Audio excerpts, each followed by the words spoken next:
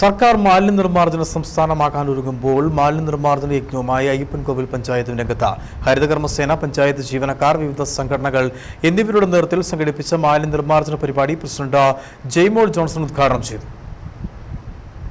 April 1 കൂടി കേരളം മാലിന്യരഹിത സംസ്ഥാനമായി മാറുകയാണ്. ഇതിന്റെ ഭാഗമായി സർക്കാർ സ്ഥാപനങ്ങളെ ഹരിത സ്ഥാപനങ്ങളാക്കി മാറ്റിയിരുന്നു. ഇതിന് പിന്നാലെ വാർഡുകൾ തോറും മാലിന്യങ്ങൾ നീക്കം ചെയ്തിരുന്നു. ഇന്ന് രാവിലെ മുതലാണ് അയ്യപ്പൻകോവിലെ ടൗൺ ശുചീകരണം ആരംഭിച്ചത്. പഞ്ചായത്ത് അംഗങ്ങളുടെ നേതൃത്വത്തിൽ ഹരിതകർമ്മസേന, പഞ്ചായത്ത് ജീവനക്കാർ, ആരോഗ്യ പ്രവർത്തകർ, ഓട്ടോ ടാക്സി ജീവനക്കാർ തുടങ്ങിയവരുടെ നേതൃത്വത്തിൽ മേലുകുളം ടൗണിൽ നിന്നുമാണ് ശുചീകരണം ആരംഭിച്ചത്. അയ്യപ്പൻകോവിൽ പഞ്ചായത്ത് പ്രസിഡന്റ് ജെയ്മോൾ ജോൺസൺ ശുചീകരണ പ്രവർത്തനങ്ങൾ ഉദ്ഘാടനം ചെയ്തു.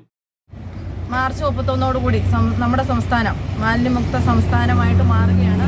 അതിൻ്റെ ഭാഗമായിട്ട് നമ്മുടെ പഞ്ചായത്തിൽ ഹരിത ഓഫീസുകൾ, ഹരിത സ്ഥാപനങ്ങൾ, അതോടൊപ്പം തന്നെ ഹരിത അംഗൻവാടി, ഹരിത സ്കൂള്, ഹരിത അയൽക്കൂട്ടം അടക്കമുള്ള പ്രവർത്തനങ്ങൾ, താഴെ തട്ടിൽ നിന്നുള്ള പ്രവർത്തനം കഴിഞ്ഞ ദിവസങ്ങളിലായിട്ടൊക്കെ നടന്നു.